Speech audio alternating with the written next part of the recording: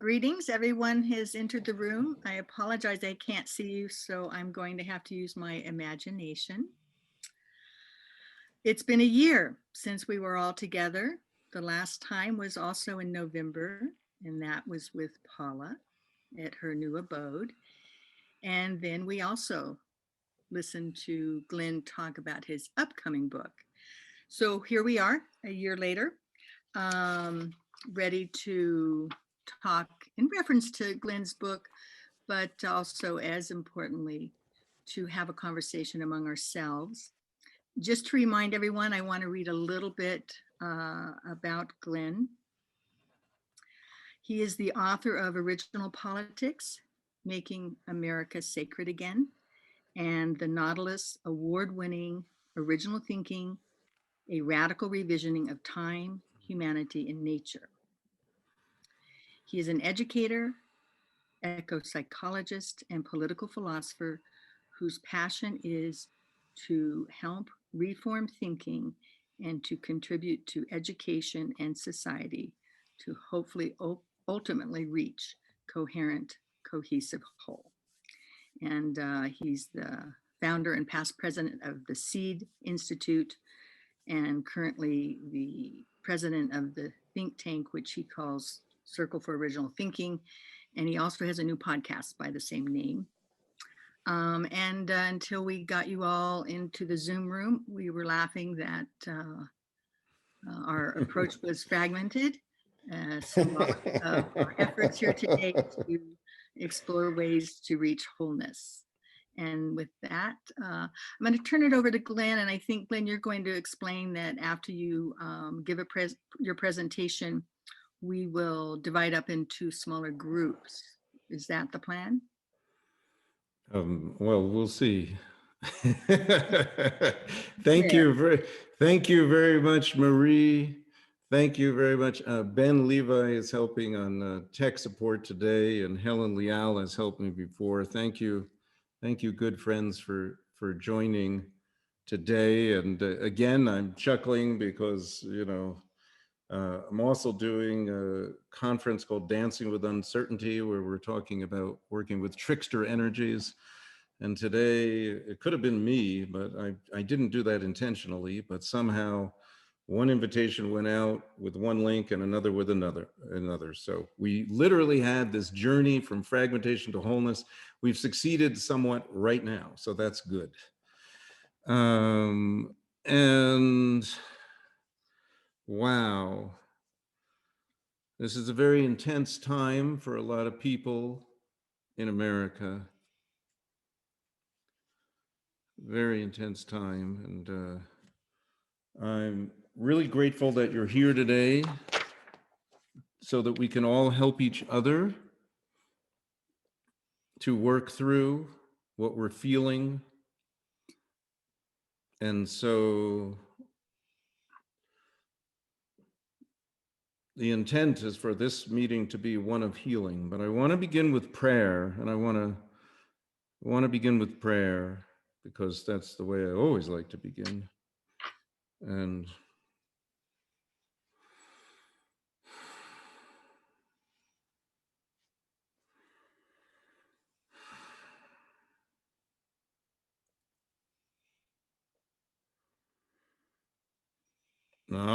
beloved Creator, thank you. Thank you for the blessing of being gathered here today. Thank you for the opportunity to share each other's wisdom. Thank you for the opportunity to bring our minds together as one and to reach into and beyond ourselves to some wisdom that maybe we can access. Thank you for the blessing of being alive. Thank you for the light. Thank you for the starlight, the sunlight, the light in our solar plexus. Thank you for the breathing aware air, the prana, the pneuma, the ruach. Thank you for that air. Thank you for the trees that give out the breath of life that we give back to them in a sacred circle. Thank you for the phytoplankton doing the same thing. Thank you, thank you, thank you. Thank you, beloved Creator. Thank you for the waters. Thank you for the waters in outer space, the waters in the cloud. Thank you for the cloud people. Thank you for all the ancestors that are here today. Thank you for the rains that come and the snows. Thank you for the ancestors. Thank you. Thank you, Pachamama, Mother Earth, that we're born from, that we return to. Thank you for every critter in the living earth, the ones that we don't give credit to.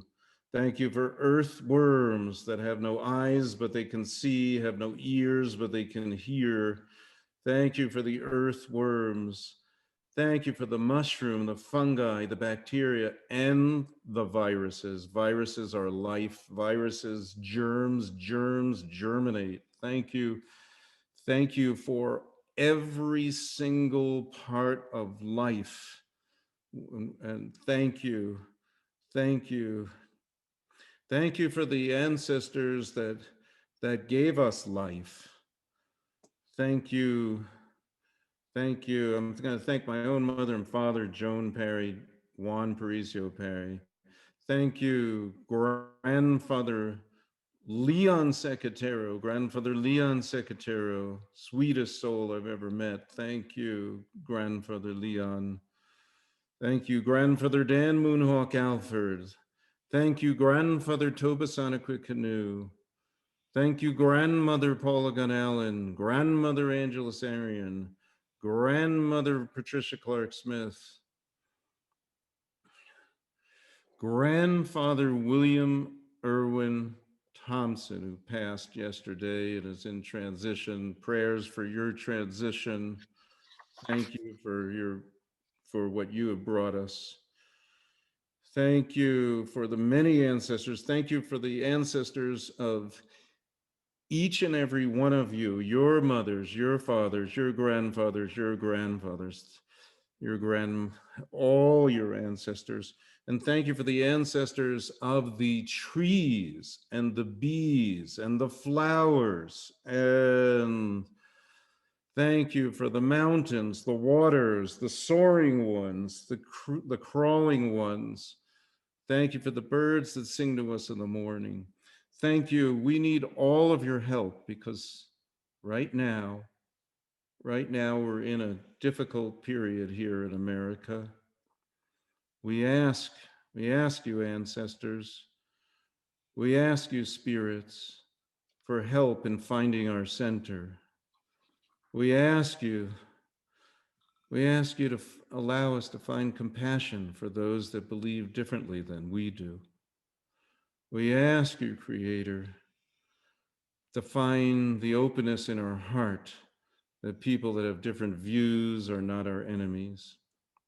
We ask you, ancestors, we ask you, Creator, to give us patience. We ask you to help us not become angry. We ask you to help us not lose hope. We ask you to allow us to understand that what we're going through is part of a natural cycle. We ask you, ancestors, to have the belief that America's sacred purpose of unity and diversity will be fulfilled. We ask you, we thank you, we thank the indigenous peoples, the land that we are on. We thank you for the profound influence they had in giving their knowledge and their wisdom to the founding fathers and to the founding mothers. We honor the indigenous peoples who have helped us understand even the concept of liberty, equality, natural rights. We ask that all peoples that are here on this land now, whether they be Native American, whether they be African American, Latino, Asian, or white, all the colors of the rainbow, we ask, just like Louis Armstrong said, the colors in the rainbow are so pretty and they're reflected on the faces of the people passing by. We ask that we feel that all those people are welcome. We're all welcome here today. Aho. Mitaku Yasu.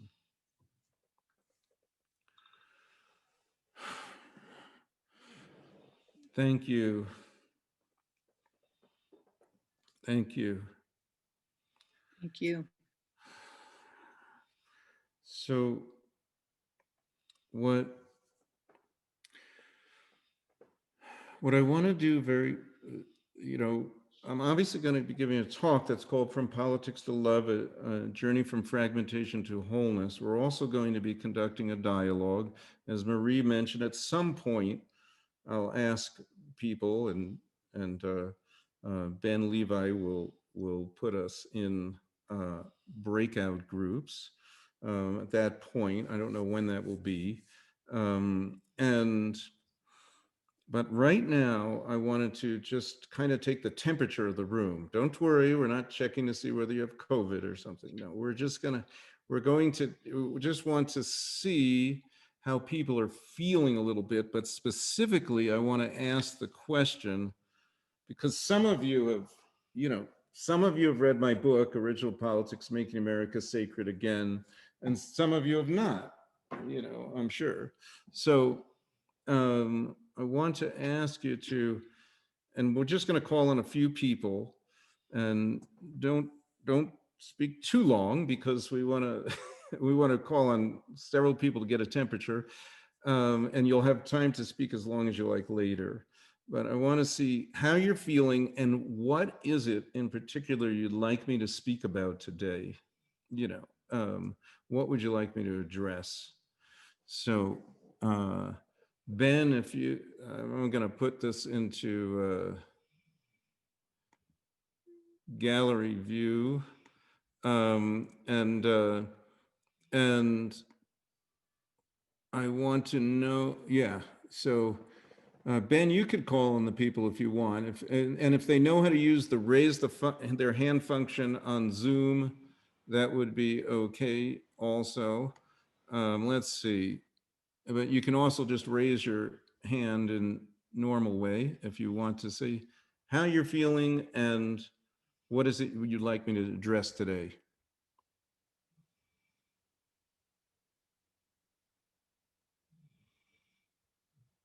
So if folks wish to raise their hands, we can see you in gallery view, or you can open up the participants window. Alex Newman. Alex, yeah. I has to unmute. I asked you to unmute, Alex. You should be able to do that. In the lower left corner of your screen, you should have a little mute icon. I cannot unmute you. You need to do that yourself. A microphone symbol in the lower left-hand corner. See it, Alex? Yeah, can't hear you, unfortunately. Okay. All right. How's that? Is it That's coming in? good. That's good, Alex. Go ahead. Okay. All right. Okay. I'm sitting here with my wife, Maggie, and our phone just rang, so we're taking care of that. But my thoughts along your question is the rules of the game, the value of having rules for a society to go along with.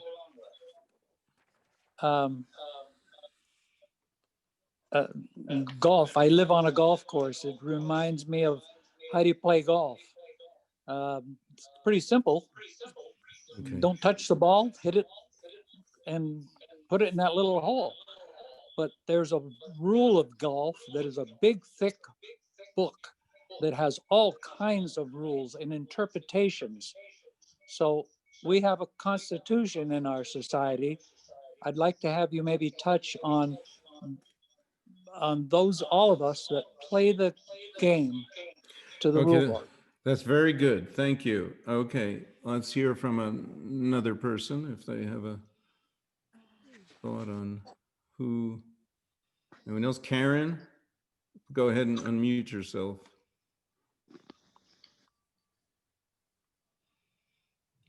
Lower left-hand corner, unmute yourself. Perfect. Thank you. So I would like to hear from you, Glenn, about the greatest challenge that I personally have, and I suspect it's probably shared by many of us here.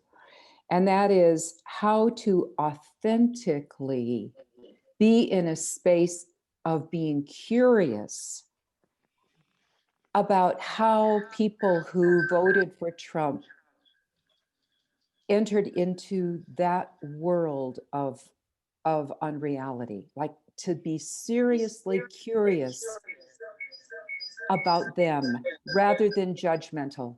Anything you can say to help me with that Okay, would be very, I'd be very grateful. thank you. We have at least one more person if somebody has a, who has? Okay, Paula. Yeah. Trying to unmute my, okay, there, I've got it. I was thinking along something similar to what Karen just said until this morning. And today, as I watched our Republicans violate what I thought was peaceful transition of power, I became more and more distressed, and I'm trying to figure out how can I, as a citizen in this country, work together with people who don't want to hear my point of view? Mm-hmm. Okay, thank you. Is there anybody else that wants to? Okay, Jeanette will be the last person, and then I'm gonna get started. All right, Jeanette, thank you. Hey, Glenn, so lovely to be Hi. here. Thank you for the invitation. Mm. So temperature-wise, I am feeling really hopeful. I am feeling really hopeful. And I just want you to know I have really enjoyed the book. It's been fabulous, and was really excited to see what is going to come forward and what your thoughts are about bringing, going from politics into the space of love, and how we can create a space to really work together, even in diverse beliefs. So there you go. Thank you. Okay, really appreciate it. Thank you.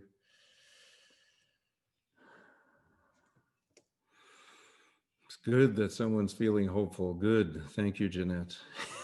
Thank you. Thank you.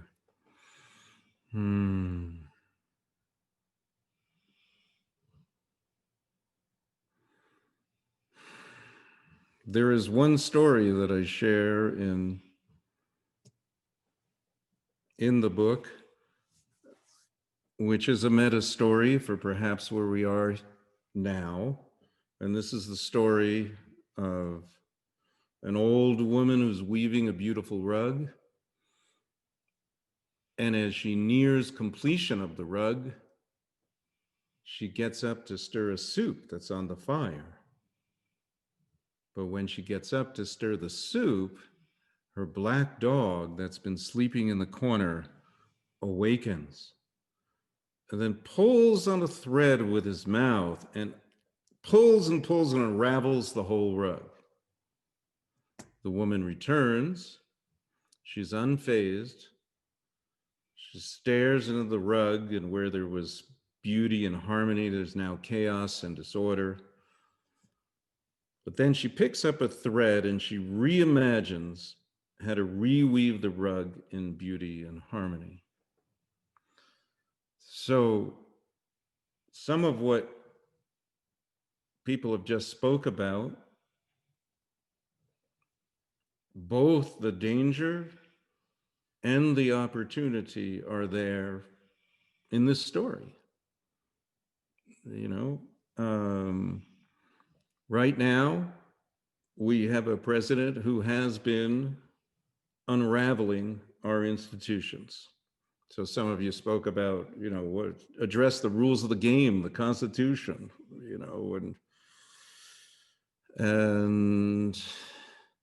but we also have an opportunity to reweave a more beautiful rug. We have an opportunity because our institutions have been unraveled. We can now see America as it really is. And that does give us an opportunity, because the truth is that there have been a lot of things that have been hidden about America. A lot of things have been hidden from view. And I want to talk about some of those things today, and then give people an opportunity to dialogue about this too, because I think that this current era has been, and even the era before, even Barack Obama's presidency, just also became a catalyst for the revealing of the American shadow. And that gives us an opportunity to change. So for those that haven't read the book, and haven't read other books by, and it doesn't have to be books, you could have heard from oral tradition, from Oren Lyons, or John Mohawk, and other Haudenosaunee leaders. This country was founded in a large part, I'm not saying the founding fathers didn't have other influences, but it was founded in large part on the influence of Native American societies who were living in egalitarian way. And the founding fathers took what they thought was a beautiful and unique way of being, a concept of liberty, a concept of a government for the people, a concept of a government that was responsible to the people. There was no such thing in Europe at the time, not at all. I mean, Europe had come out of feudal states and into monarchies.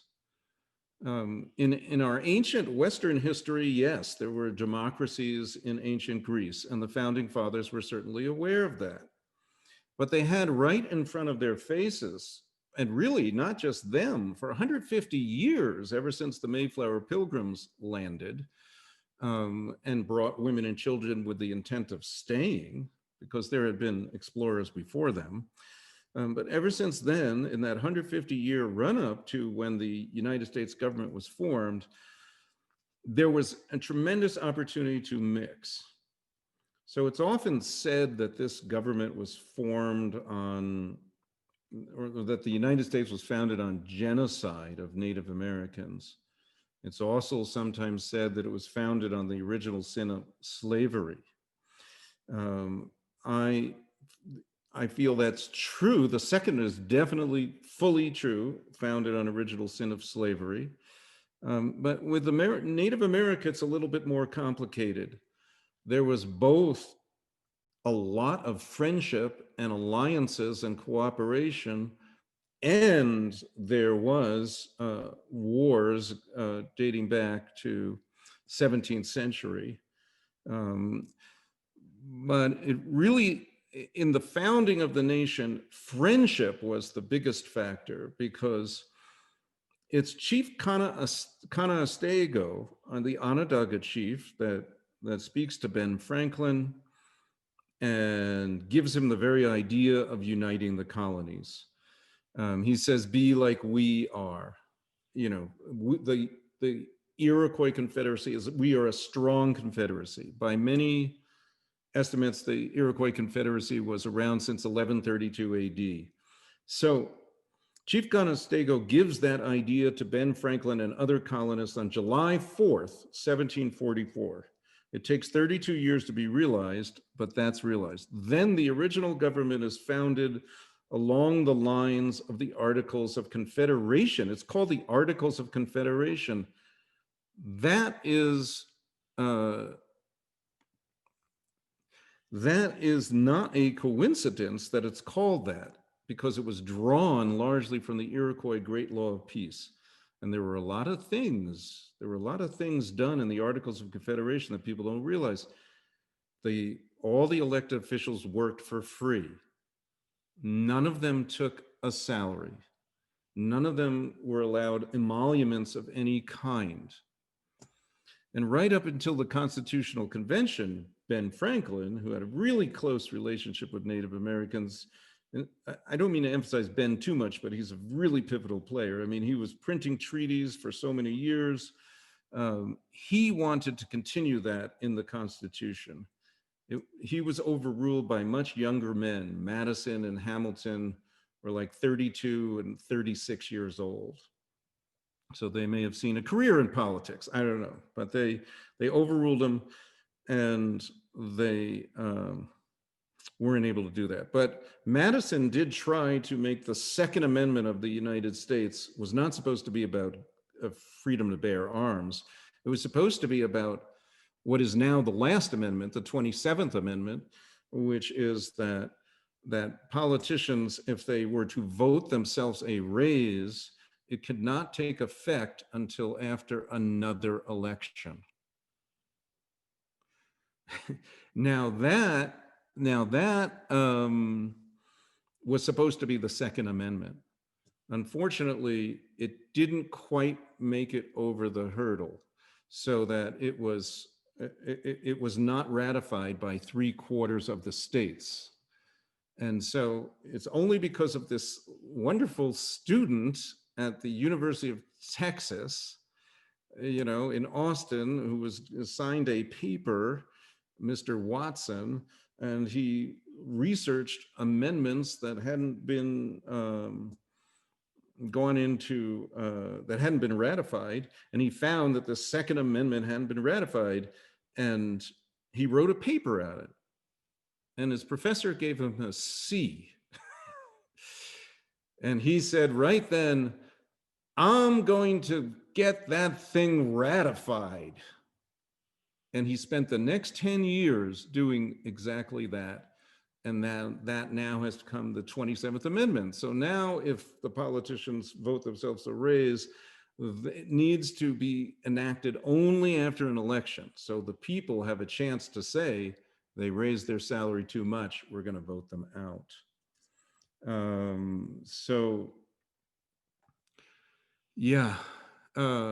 The idea of public service, the idea of people being equal was instilled by Native America. In the 19th century, the women's movement that we think of as started by, so let me back up a second. So democracy was not really founded by white men in wigs. Okay, so that's the first thing I want to say. They listened to Native America. Okay. Also, the women's movement of the 19th century was not something that was started only by white women. White women were influenced also by the Haudenosaunee. So Elizabeth Cady Stanton, Lucretia Mott, and Matilda Gage were the first 3 women that start the women's movement. They were able to benefit by being side by side with Haudenosaunee women who were fully equal in their society. The women in the Haudenosaunee society were responsible for everything in the earth, from planting, harvesting, gathering, and the men were responsible for everything on the earth, whether it's hunting, fishing, and so forth. There was an equal partnership. The Women's Council was really the wisdom council, and a lot of Native societies work this way, where the Women's Council is the wisdom council that meets first and then gives direction for the men to then enact the agenda on behalf of the women and the whole tribe. It's actually a beautiful way for masculine and feminine energy to work together. Because let's face it, men are really good at getting things done, but we need direction. Women who are naturally more aligned with the cycles of the earth, and that's really where I consider wisdom to reside, are very well suited to be the wisdom council and to give that strategic vision to the men. So this is not the way it necessarily works in every Native society I've known, but it's a lot work that way. And a lot of this got undone after contact and colonialization. And so today, like a woman like Deb Haaland said to me, I was able to interview her for the Circle of Original Thinking podcast, and she said that she ran for public office because that avenue was not open to her within the tribe. So she has ended up representing all women in this capacity, and this is how it is. So something that we need to realize, all of politics is really, it's a trick, because we think we're doing things for other human beings. We think we have complete autonomy. We think we're making these decisions, that we have the agency, that we can decide what action is best for other human beings. And we think, especially since Socrates and the Greeks, that politics is only about the human world. But I would say to everyone here, that is an illusion. All of human action has always been nested in the natural world. We're all, men and women, young boys, young girls, we are all affected by the natural cycles that are unfolding. And our consciousness goes in cycles. We think we're progressing on a line, but we really aren't. So it doesn't mean we're repeating ourselves. I'm not talking about like getting stuck in a time loop, but we are going through cycles. So I designed the book in the best way I knew to align with the cycles of nature. So for instance, you know, a tree is born out of a seed, and it goes from seed to root to bud to fruit. Then the fruit goes back into the ground and starts another cycle. In Taoism, they speak about, and in many origin stories, they speak about coming out of darkness. Coming out of darkness, the one, the Tao. The Tao divides into two. The Tao that can be spoken of is not the real Tao. But the Tao becomes the two become the many things, and then the many things, you know, try to come back into wholeness. Just like today, we had to bring our two groups together. So right now, we are really in the point of the cycle of maximum diversity. So I called those things on the cycle, and Joanne O'Brien Levin's on the call. She was my developmental editor. And so we talked about this together, and to look at the arc of the whole book, from unitive consciousness to dance of the opposites to maximum diversity, and then return to wholeness. Because I feel in my deepest heart that every human being is feeling a yearning to return home. Every human being is feeling a yearning to return to wholeness. The issue is, though, we are in a place where wholeness seems impossible to achieve because we're in a very fragmented reality. Look, actually, I'm looking at the screen now, and everybody's in a little, my dear friends are in little squares. So you're embodying this fragmentation. My friend Ben Levi, who's doing the tech, I've spoken to him about this. I dearly want to have a computer's programmer figure out how to create a circle on the screen so that we could be in a circle. Because if we're in a circle, like when we do a dialogue, then we feel whole. The circle is a symbol of wholeness. And then we could leave an opening in the circle to the east to allow spirit to enter the room and to move through us. Yes, so, but instead we're in a very fragmented place. The great physicist and visionary David Bohm understood that that our thinking is fragmented, and that our fragmented thinking causes a fragmented society. And the biggest fragmentation, by the way, is the very idea of that there's a separation between the thinker and the thought. That there's a separation between the thinker and the thought. This wasn't the way that the ancients actually thought. As I say in my book, Original Thinking, the origin of thinking is thanking. So in 7 different languages that I found, English, French, Dutch, Norse, Frisian, Anglo-Saxon, German, all those languages, the origin of the word thinking was thanking. Now, why on earth would that be? It would be because originally all our thoughts were prayers. Originally, all our thoughts connected us with creation.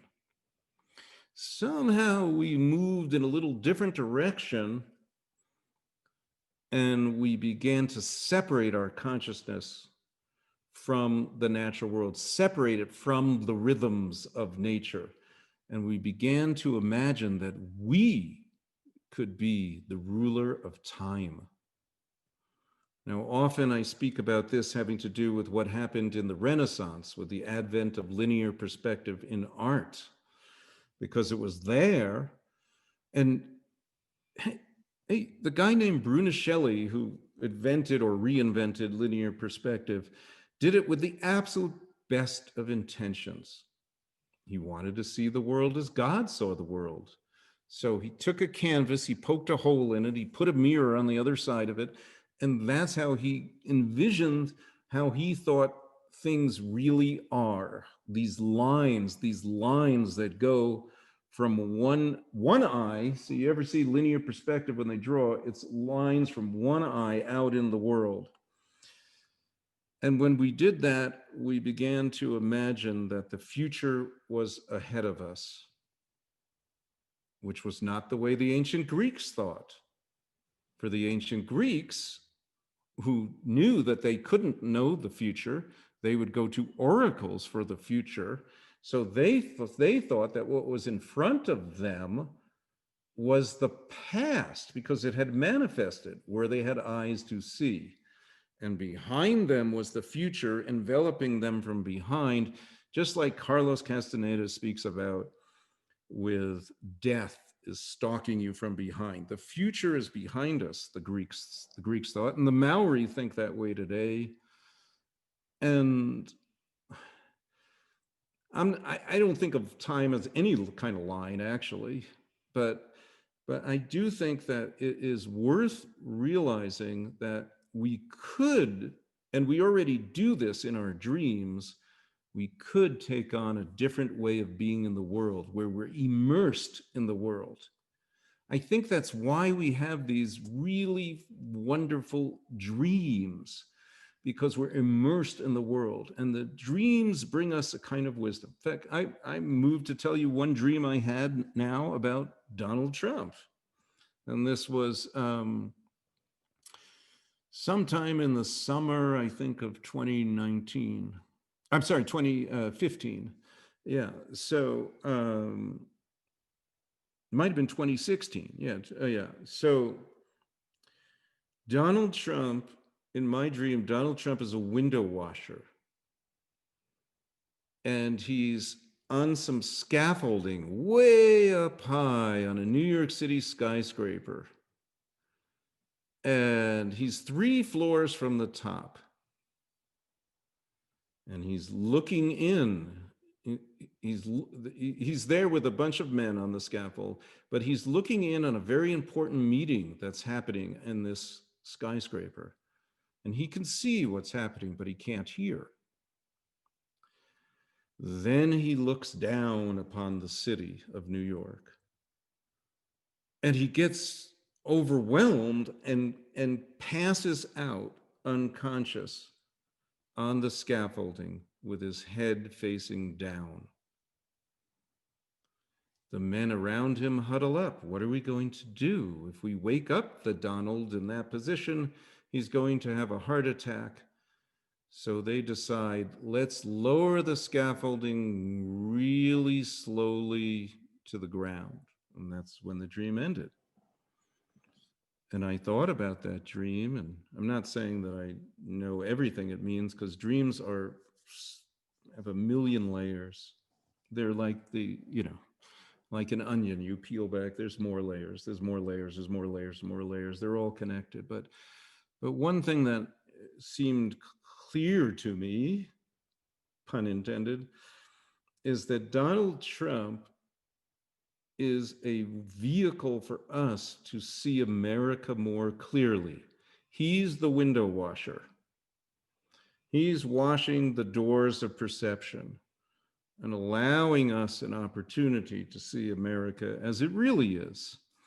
And this is both, just like in the Black Dog story, this is both dangerous, since he's in a high position and may not know what to do in that position. But it also is a great opportunity for us to see the country as it really is. So one of the things that really intrigues me now, I think it's fair to say that America has, since it was founded on the sin of slavery, and that even after the Civil War, when the slaves were freed and the Emancipation Proclamation, we had 100 years of Jim Crow, which led up to the Voting Rights Act in 1965. And I was so moved, by the way, when Kamala Harris mentioned John Lewis in the first couple words of her speech, because a person like John Lewis was so instrumental in bringing about the Voting Rights Act of 1965. But then fast forward a little bit further, and in 2008, Barack Obama is elected president. He's our first African-American president. I say in Original Politics, and I'm going to say a little bit more here, I say that in the book, I say that Barack Obama might as well be the reincarnation of Abraham Lincoln. But I'm going to tell you guys, I think he really is the reincarnation of Abraham Lincoln. Okay. They're both tall and thin with big ears. They both have a mole on the same side of the face. They weren't born in Illinois. They both moved there from a relatively far distance. Obama all the way from Hawaii, but he had the benefit of airplanes. Abe Lincoln, in a much earlier era, from Kentucky and through a couple places, ends up in Illinois. They become the president of a very divided nation. And Abraham Lincoln frees the slaves. Barack Obama becomes the first African-American president. They even have the same character. They're both very, they can be both very serious and introspective, but they're also both good storytellers. They're both good storytellers. So I think there's reasonable, in fact, Barack Obama took the oath of office using Abraham Lincoln's Bible. So I think there is something there, but it's not a claim I wanted to make in the book. So I'm just saying, but anyway, this is not something you can prove. So in any case, one other reason I think Barack Obama was the reincarnation of Abraham Lincoln is that Barack Obama completed unfinished business of Abraham Lincoln. And in particular, with regard to Native America, he completed what Abraham Lincoln did not do. Abraham Lincoln, of course, is revered by African Americans for freeing the slaves. But for Native Americans, the 19th century Indian Wars continued with the same momentum. There was no change, really. So during Abraham Lincoln's presidency, there was an event that happened in not New Mexico, technically Arizona, Canyon de Chelly, which is now a partnership between the Navajo Nation and the US Park Service. but was of course all Navajo land then. You know, Abraham Lincoln is the one who took the Navajo and moved them all the way to Fort Sumner in what's known as the Long Walk. Through a small miracle, a minor miracle, they were able to return. Our elder grandfather Leon Secatero tells a story about that, by the way, which is probably in the endnotes of my book. But it's maybe, you know, whatever, they wanted it to be edited a little. But here, the story was that when they came, that a coyote came into, oh, actually, the people were desperate to return. They wanted to return, and they kept asking the medicine men if they would tell them if they were going to return. And the medicine man said, "No, I can't tell you." And they beat on him. They asked him over and over and over and over. He said, "No, I can't tell you." And then finally he said, "A messenger will come to camp, and he will tell you if we're returning." And a coyote came to camp, and they knew that if the coyote went north, they would die. If the coyote went east, they would die. If the coyote went south, they would die. But the coyote went west, and they were able to return to their ancestral homelands in New Mexico. So that was a story within a story, but if I could remember where I was, that will be interesting.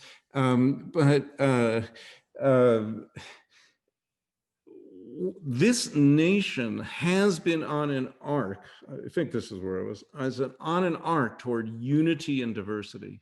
We have been becoming more inclusive, but there have been times also in our history where we have moved the other way, where we have moved to stop that momentum of unity and diversity.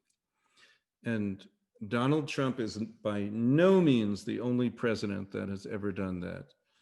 Under Arthur, we had the Chinese Exclusion Act. Under FDR, Japanese Americans, citizens of the United States, were interned. And that kind of breaks my heart because I'm married to Tomoko, and, you know, I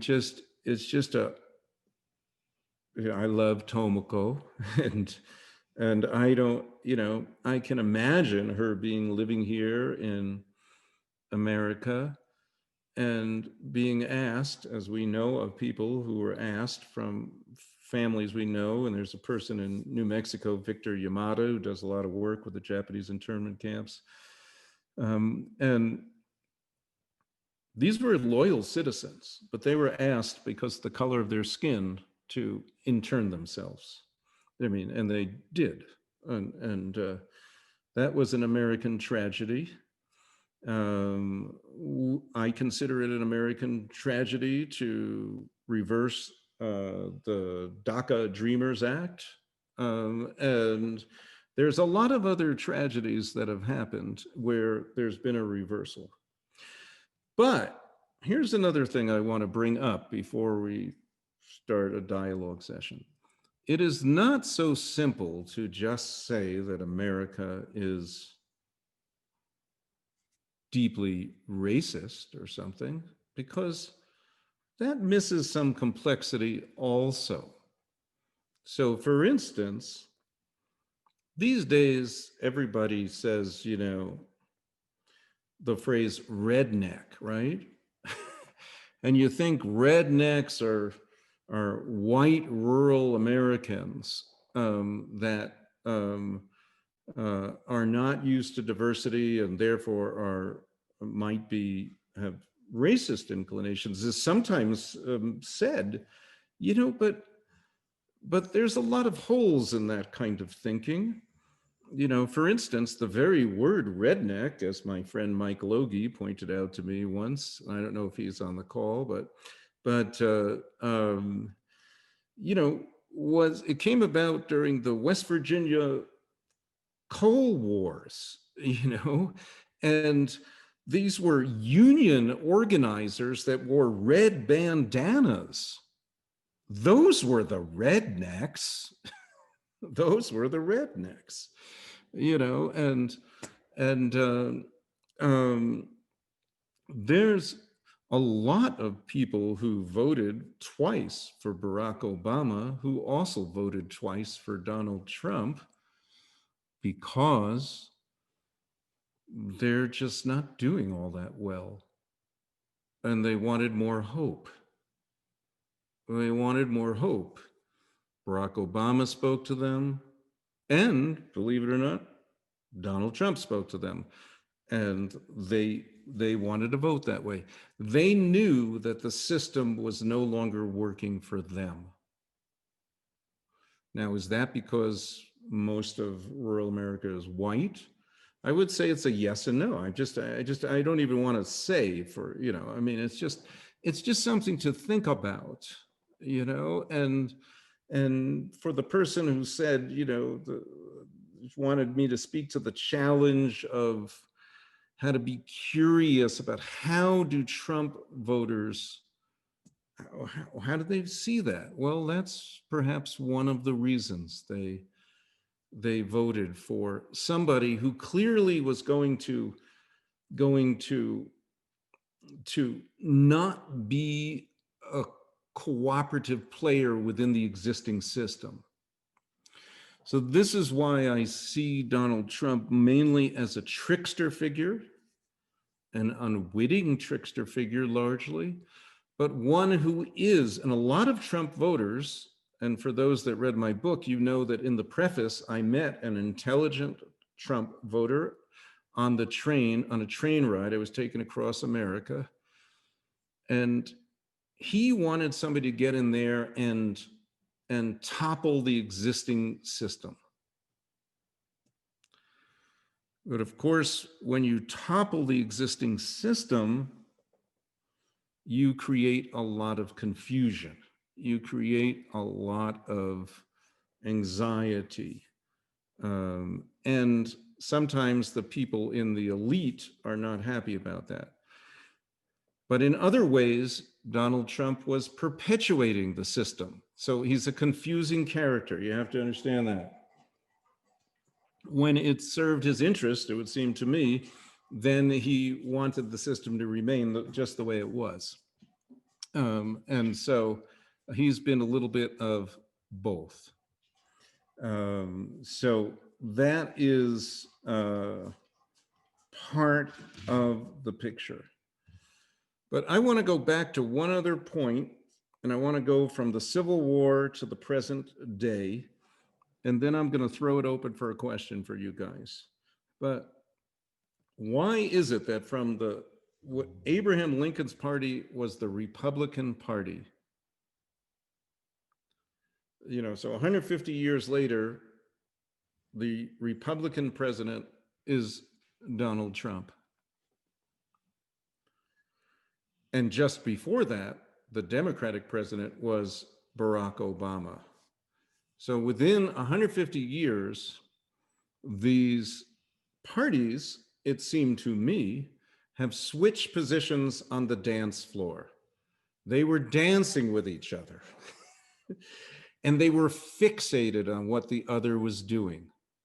And they modeled their policies to be opposite from what the other party's policies were. And before they knew it, they were on an opposite position on the dance floor. So what Heraclitus said, the principle of enantiodromia, is that in time, everything becomes its opposite. In time, everything becomes its opposite. Grandfather Leon Cicatero used to say the same thing. In time, a negative becomes a positive and a positive becomes a negative. It's not a good idea to focus on one end of the pole too much and be too aligned.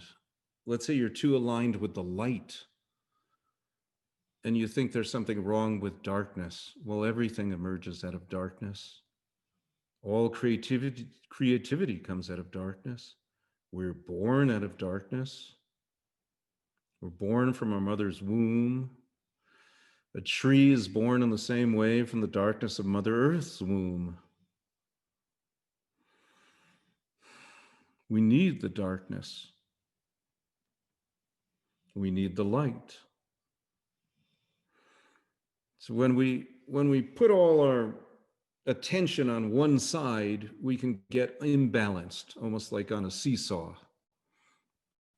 And we can switch positions. So now, yesterday, a very good man passed in the spirit world, and that was William Irwin Thompson. And William Irwin Thompson said something that I find extremely wise and provocative. He said, "We become what we hate. We become what we hate." And I want to invite us to go into breakout rooms. And I'm going to ask you two questions, actually. The first one is, and why do you think William Irwin Thompson said we become what we hate? And by the way, you don't have to agree with this, but I want you to try to first understand. That's it. Why did William Irwin Thompson say we become what we hate? And then I want to ask you also to ask the question, what is the shadow side of unity? What is the shadow side of unity?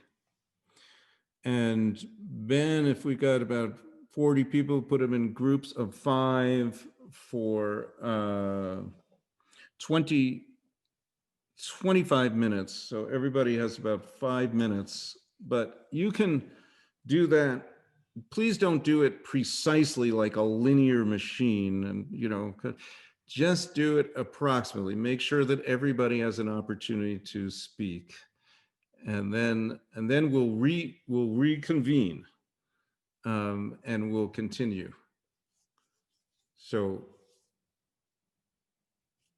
why did William Irwin Thompson say we become what we hate?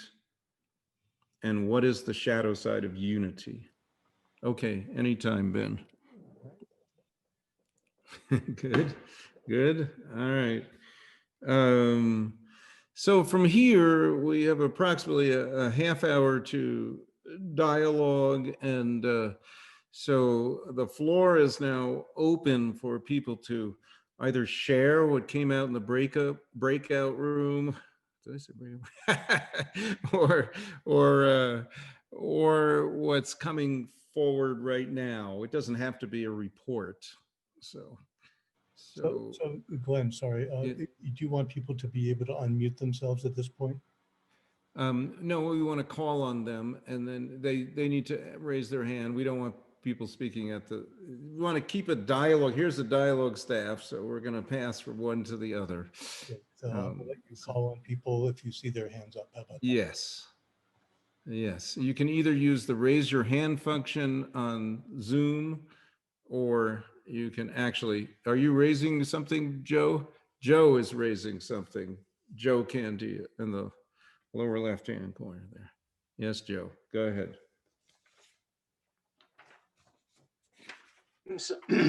So one of the things that came out of our group and in the discussion of our group was how I think I can speak for myself, but I think most of the people also agreed how important it is to speak on this subject, together, just to speak about this and dialogue and share where we are in this process of unifying,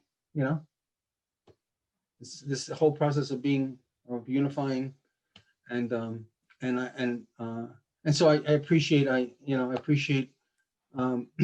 what you're doing, Glenn, in the dialogue and bringing this beautiful group together.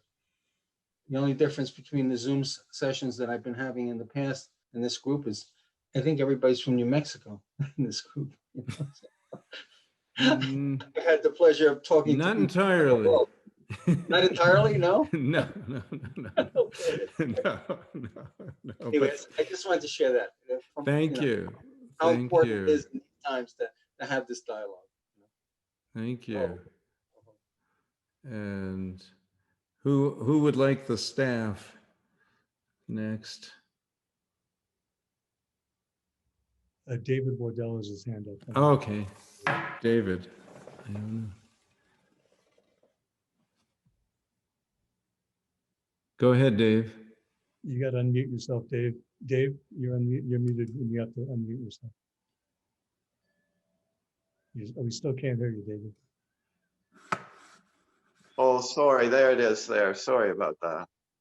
Is It's that okay. working? Yeah. Okay.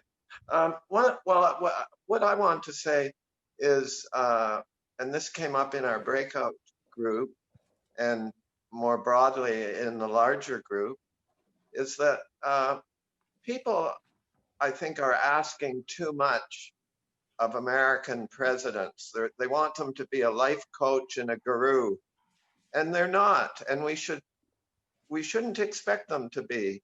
One of the things that I said to the group is, for me, when I think of Barack Obama, I think of the Affordable Care Act. It was an outstanding achievement that he did. The Affordable Care Act, so people could obtain medical insurance.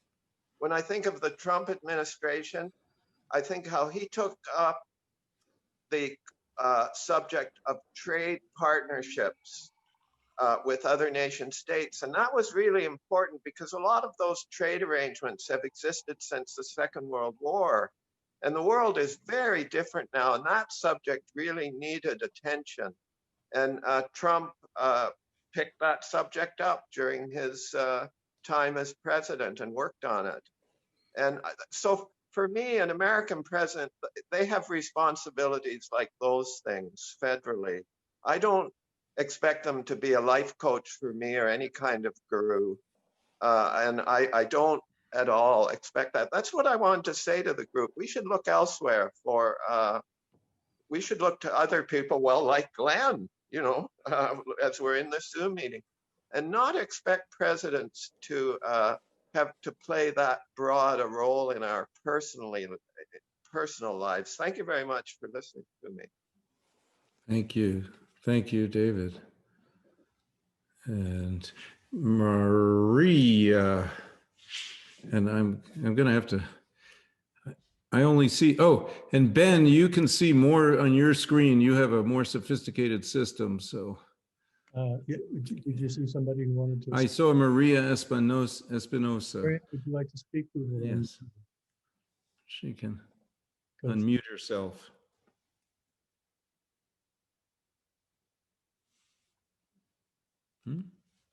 She's trying. No, you're still muted, Maria. I can only ask you to unmute. You have to unmute. In dialogue, silence is golden, fortunately. So we're good. Sharing gold. Or Okay, now I can do it. Okay. The fact that we have 2 senators from each state.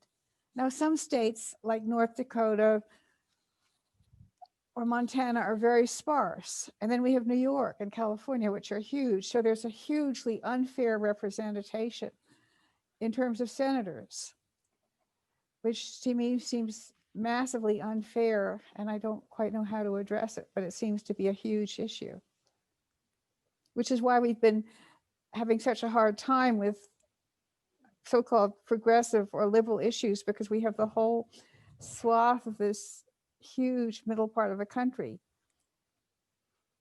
which is sparsely, largely rural, largely conservative, and I have a disproportionate representation with senators. Okay, thank you, and to Marie Mound.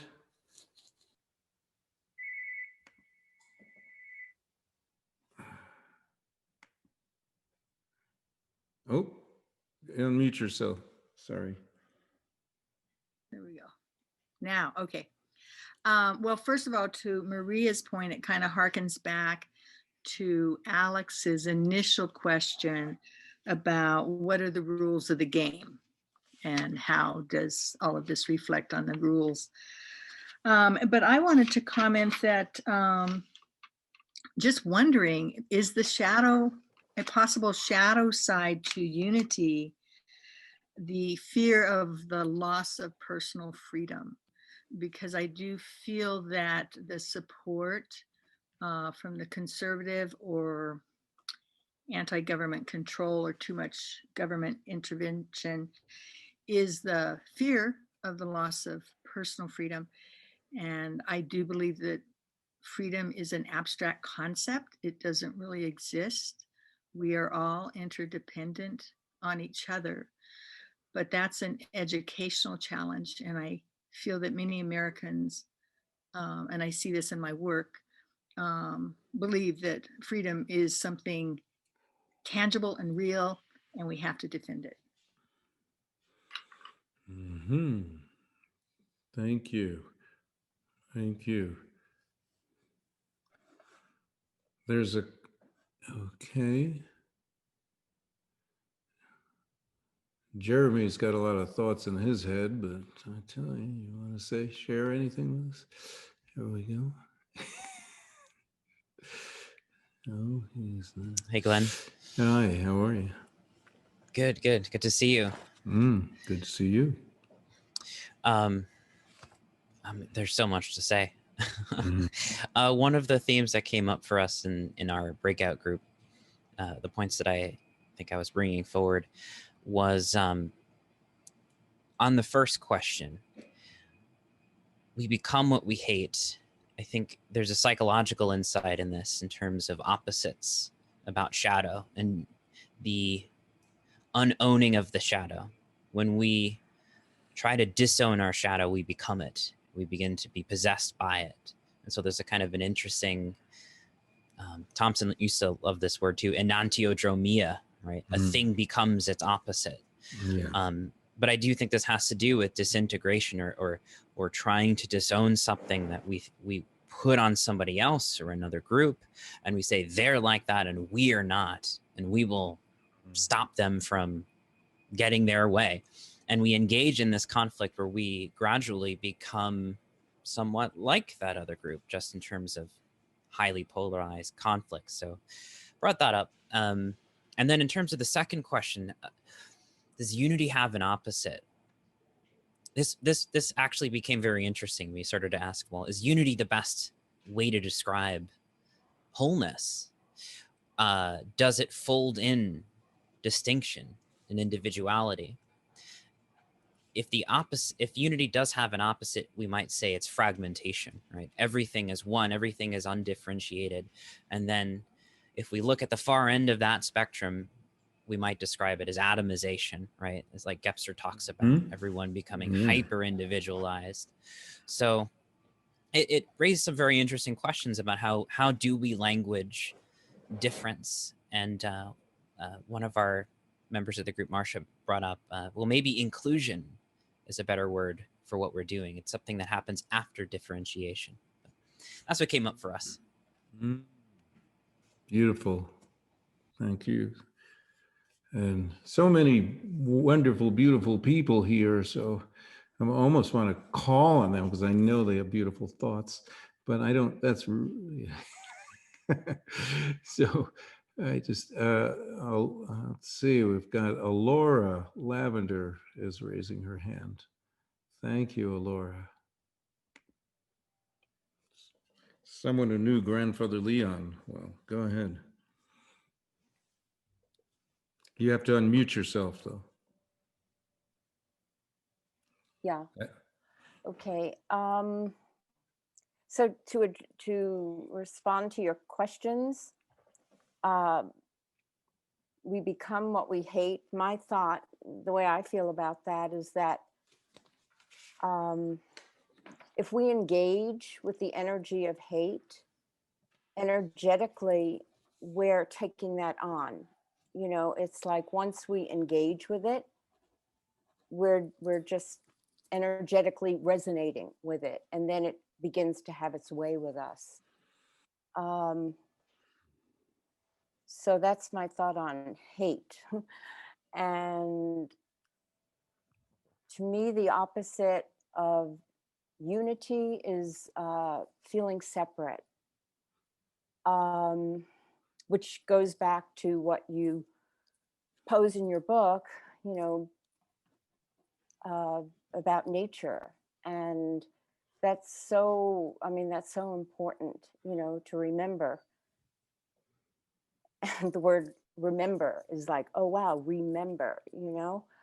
And we are fragmented now. I mean, as a people, as a planet, we're in a soup of trauma. And what we're seeing now is what's happening with the politics, with COVID, with every issue that's coming to the forefront.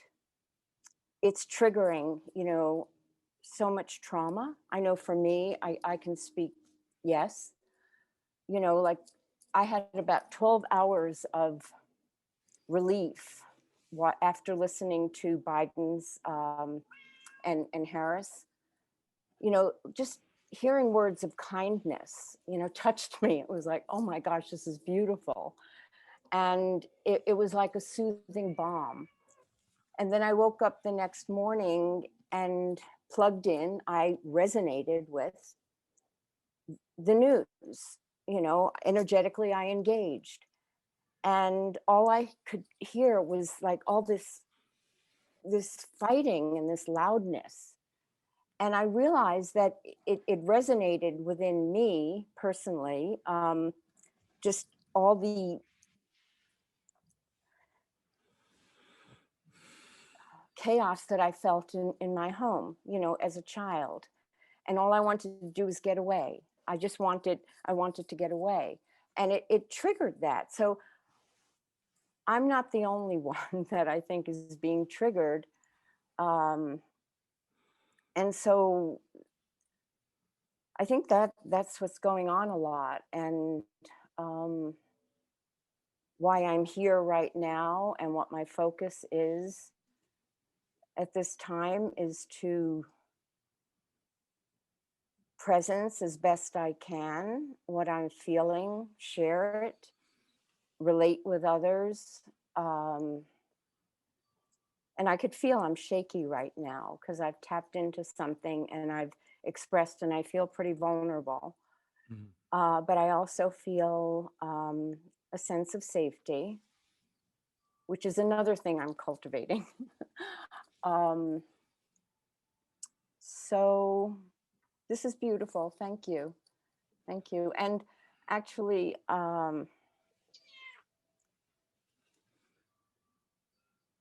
what Leon called that flipping or, you know, becoming what we hate was the law of reversal. You know, I think he referred to it as the law of reversal. Okay, thank you. Thank you. And I'm glad you brought up Leon because, you know, I always say to people, his own children said he never got angry at them. So he knew to let that energy pass. Thank you so much. I see Karen has her hand up and then Laura Lynn. Oh, Colorado. See, who said it's all from New Mexico? Colorado is going to weigh in right now. And thank you very much. You have to unmute yourself, Karen. Yes, hopefully that worked. Okay, great. We had conversations around the first question having to do with how you become that which you hate, whereby it has to do with being obsessed by something to such a degree that that becomes your reality.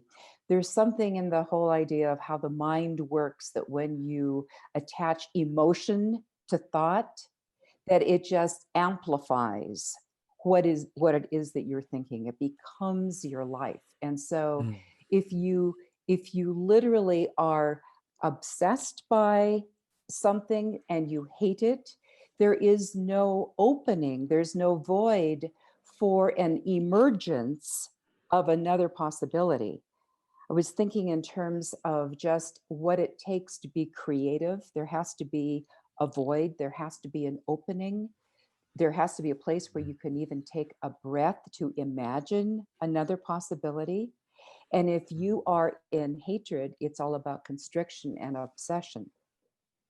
So the second question having to do with the unity, again, a similar kind of a theme whereby if you can imagine a third way, another possibility that draws you into something rather than pushing up against that which is already there. There's a dynamic that happens when you keep thinking about a third way as opposed to the polar opposites. Beautiful. Thank you, Karen. And please pass the staff over to Laura Lynn and unmute yourself. There's going to be a song coming out soon on Zoom. It's going to be Unmute Yourself. It's got to be. All right. All right. Well, I was in a breakout room that we had technical difficulties, so we didn't get to share a whole lot and I didn't speak, but I wanted to say thank you for this opportunity, and I decided to join it even though I'm kind of zoomed out. I thought I would I would definitely join here because it feels like an interesting completion of a 4-year cycle, because if you remember the last election, Glenn, you and I got together the day after the election up at Ojo to do a pipe ceremony, and all the prayers that were spoken went into the mix, and now here we are again 4 years later discussing, what we've learned. Have we become more like what we hate? Have we had an opportunity to look at what the real face of unity is and be shocked at things looking disunified and what that all means? I don't have any answers, but it's an excellent question to sit with and take into dream time and think about, because it reminds me of the whole concept of what we notice a lot when the abused become the abusers. And that's always been so puzzling. You always think, well, wouldn't they gain empathy after having been abused, and so that they would make sure to go out of their way to never do the same thing. And it's exceptional, like Nelson Mandela and his captors, and how it's known across the world how unbelievable that was, that he then befriended the people who had abused him and kept him in captivity for so long. Seems to be an exception. Quite often it is like a virus when we've been abused and hated by someone and they've done things to us that would cause us to hate. We do sometimes quite often it seems, catch that virus. And I've been really contemplating if the polarization, the people who are looking like they're showing up as white supremacists and xenophobic and wanting to keep other out, is it because they feel that they don't want to catch the thing that they've been exporting out, the hatred and abuse that they've given to these other people? When they show back up, they're afraid that it just automatically is going to bounce back, because we see that so often, how we become what we hate. And so I'm just thinking about those cycles of back and forth and how that works with humans, and we're given an opportunity now to hopefully evolve beyond that. And that maybe that is the shadow side of unity, is if you only feel safe when you're in company where you're, everyone is like you, which is what we're seeing now because of the internet and social media is all seeming to polarize us more, like we only get more feedback. And maybe that's real dark side of unity, of only hearing back your own position. So those are just thoughts that are going through my mind. And thank you so much for the opportunity. It's nice to be able to sit with you again at this time, 4 years later. Thank you. Thank you. Beautiful. Let's see. Paul, unmute yourself. Thank you, Laura. It's beautiful. Am I hearable? Mm-hmm. The idea that was earlier, I'm sorry, I forget names. This is number one. This is wonderful, participating in this Zoom reality, which I'm doing for the 14th or 15th time, is really great because exactly of the diversity of everybody that's here.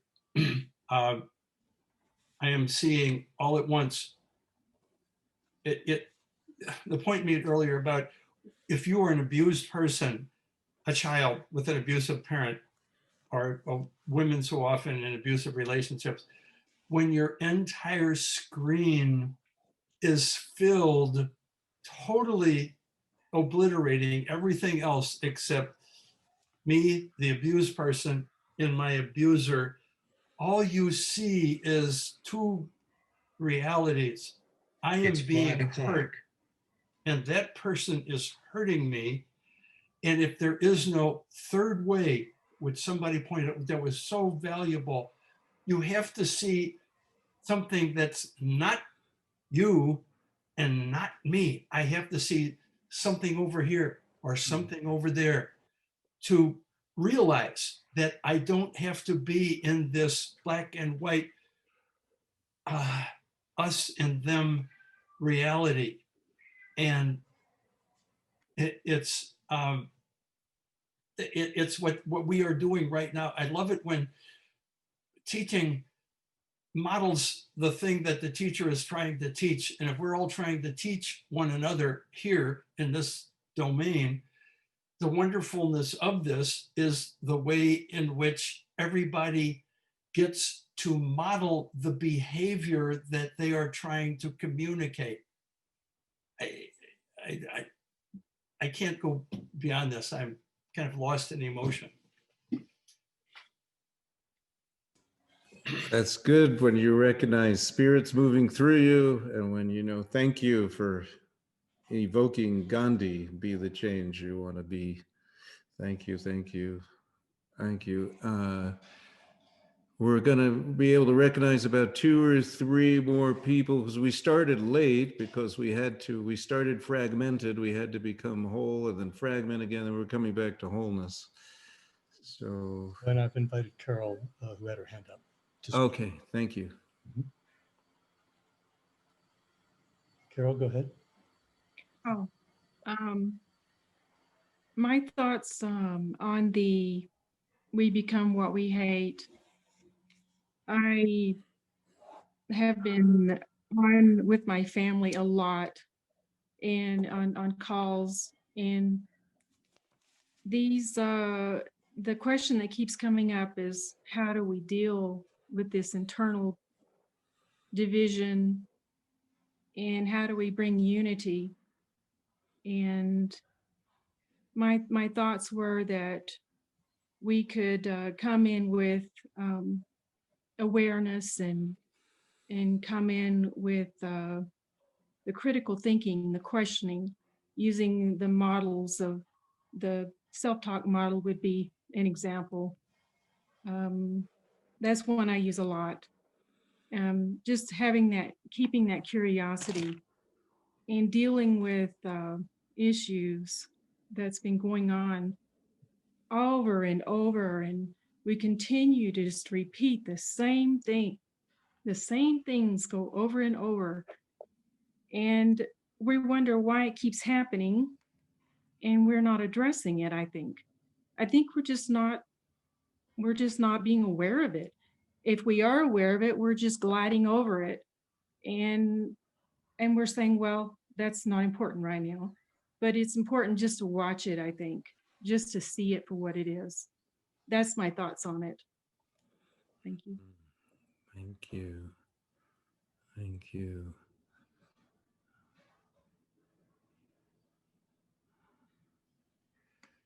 Let's see. Paula, and I think Doug has some thoughts running through his head. So Paula, then Doug.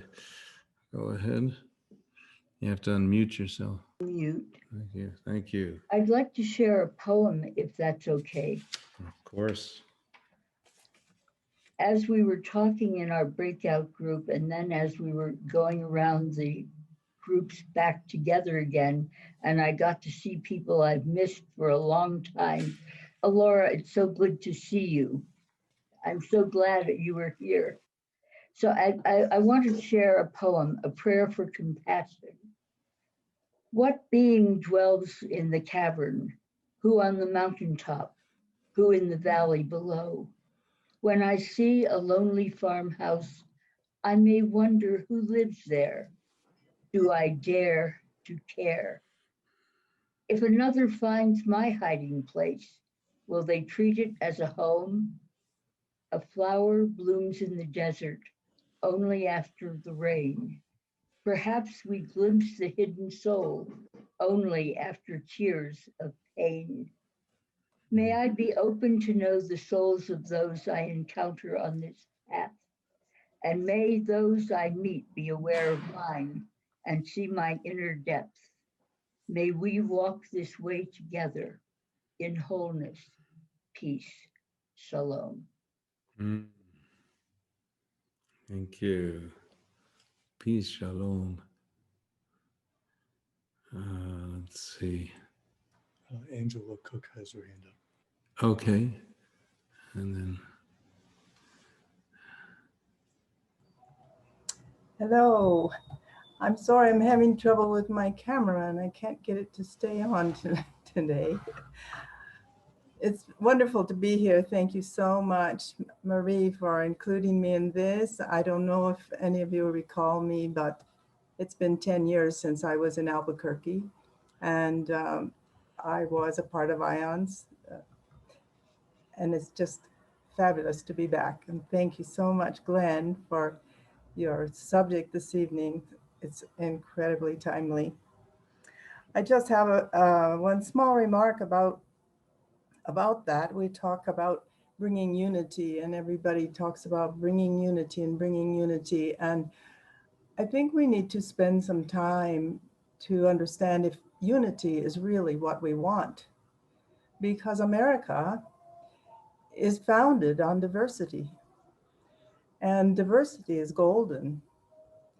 And perhaps it's not that we're diverse or that we're unified, but rather how we are including, how we are passionate about the other's opportunities to be different than we are, but to move forward together.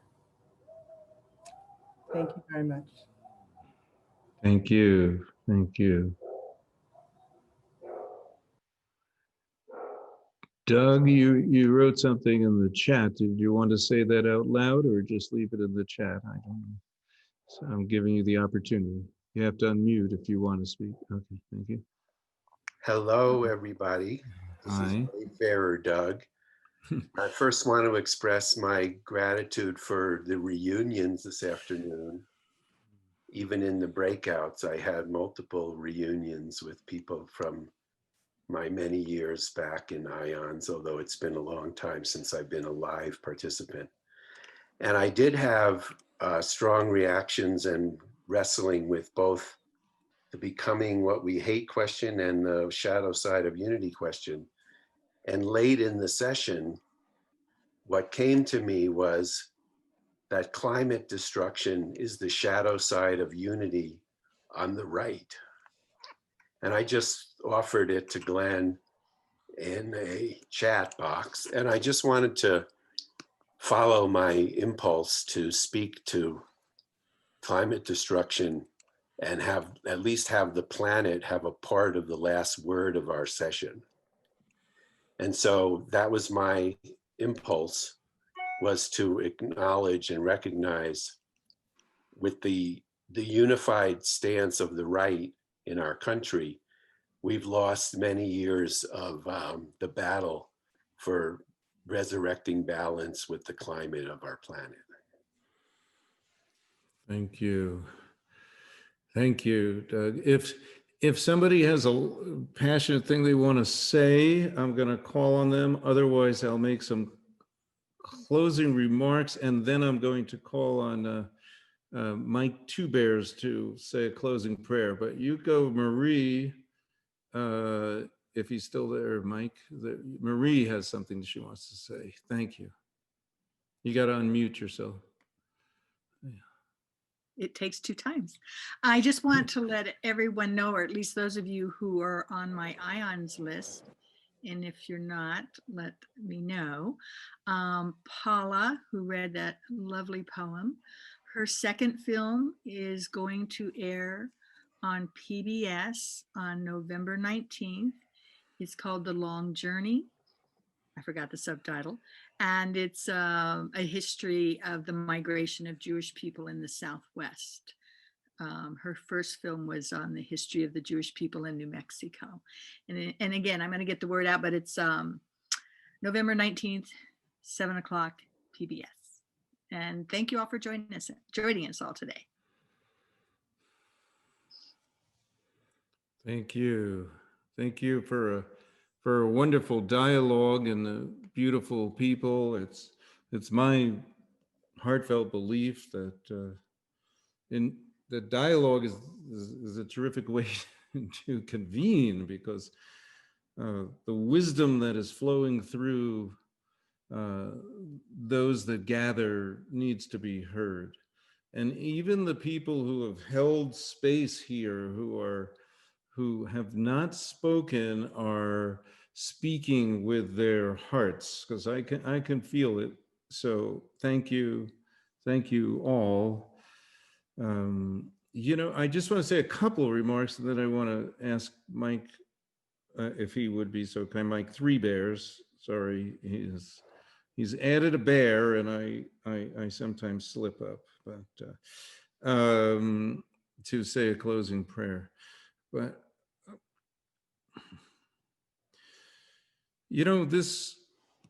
this country, in my view, was founded on a spiritual seed of unity and diversity, although the founding fathers did not unveil the beginning of the nation in that way, because of course only white male property owners could vote at first. And by the way, women could vote in the colonies.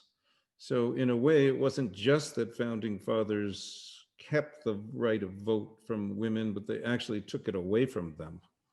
So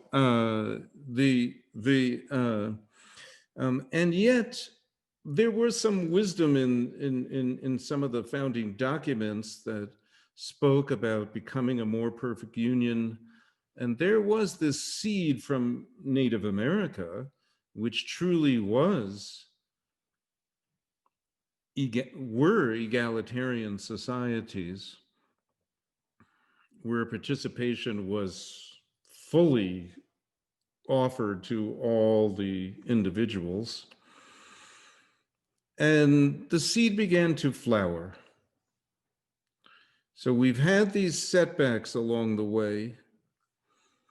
But there's something else that Native Americans gave in the beginning, which had a lot to do with what we're all doing here today, and that was rules of protocol. So one of the questions that was asked by Alex in the beginning to address, that I don't think we've quite addressed yet,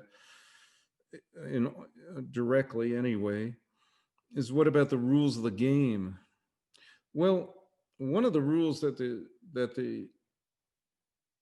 21 Iroquois braves asserted, is that everybody listened to each other without interrupting.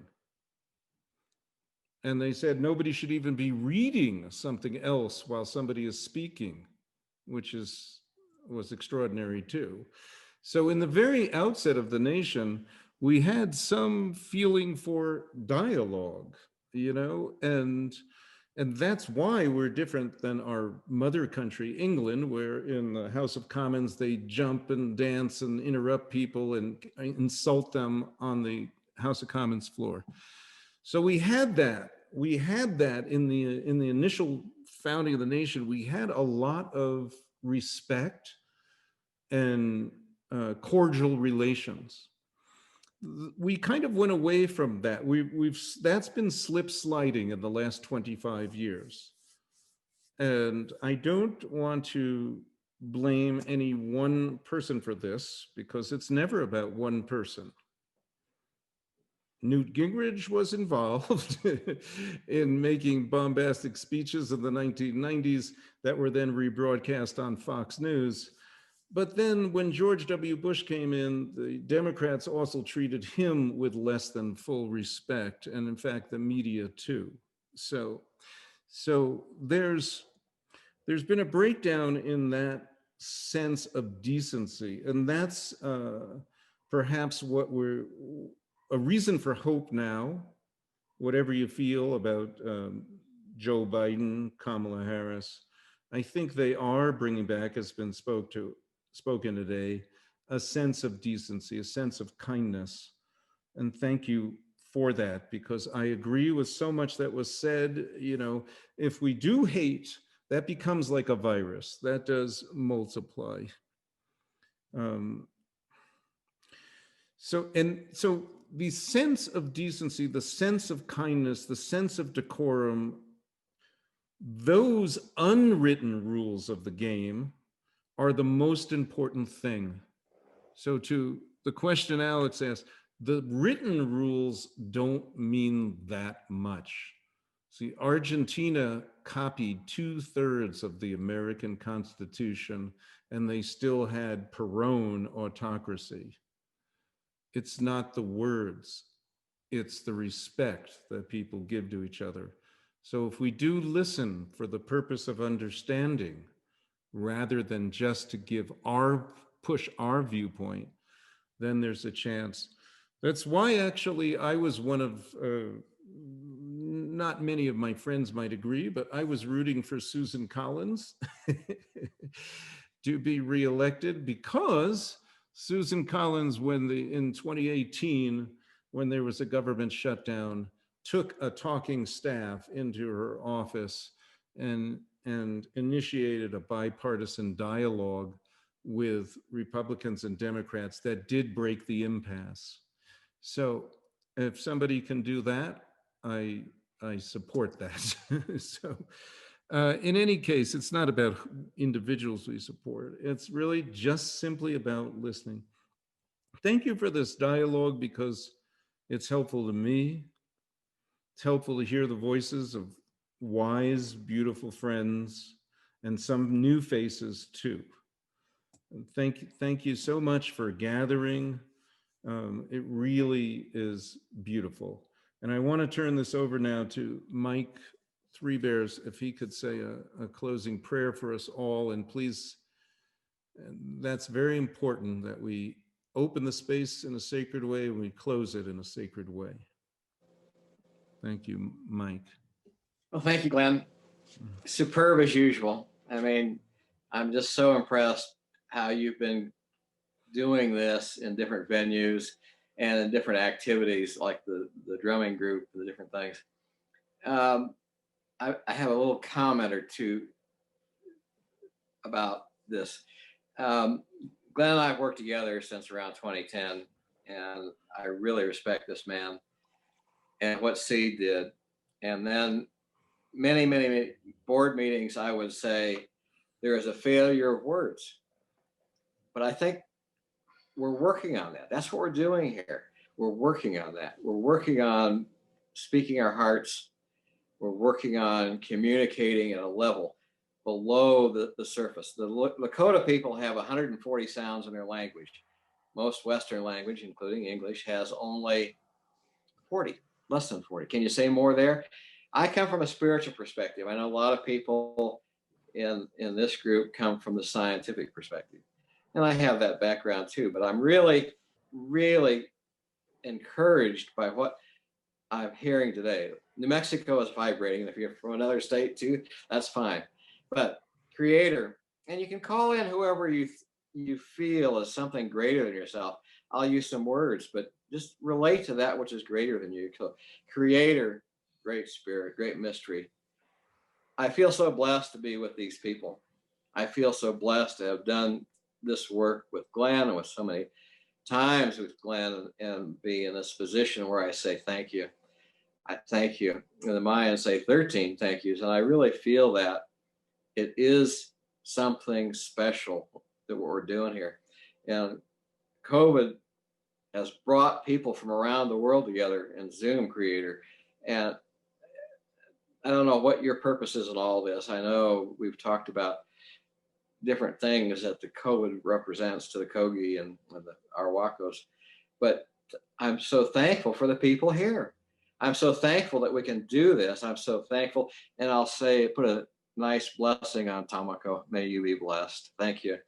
But all these things that we come together for, it's all to share our hearts. And I think that's maybe what COVID's leading us to. So I'm grateful for that. And I don't know what beyond that, just to say I'm grateful, Creator. And may we all be blessed. May we all be healthy. And we may come together again in this venue if Marie sees to fit to call us or whatever. I've missed being in Albuquerque on these, but it's such a wonderful opportunity to pray together. In my mind, that's what we're doing, is we're praying. Basil Braveheart's been a teacher for me, and he says, tears the highest form of prayer. And that's what we're going through. We're going through, Creator, this period of tears. But maybe it's pulling us into this wonderful blessing of each other. Oh.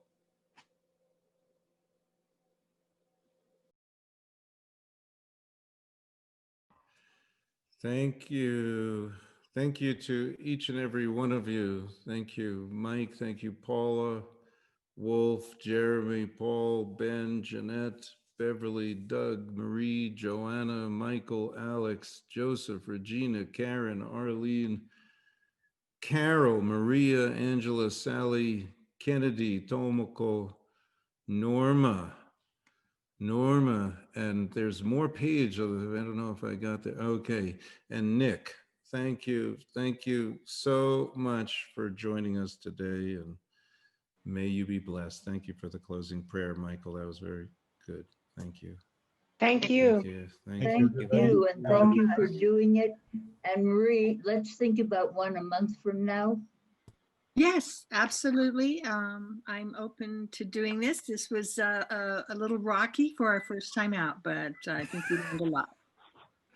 Thank you, everyone, for your patience. Thank you. Thank you, Glenn. Good night. Thanks, Glenn. Thanks, Thank Marie. you all. Thank you so much. Oh. Thank you. Bye-bye.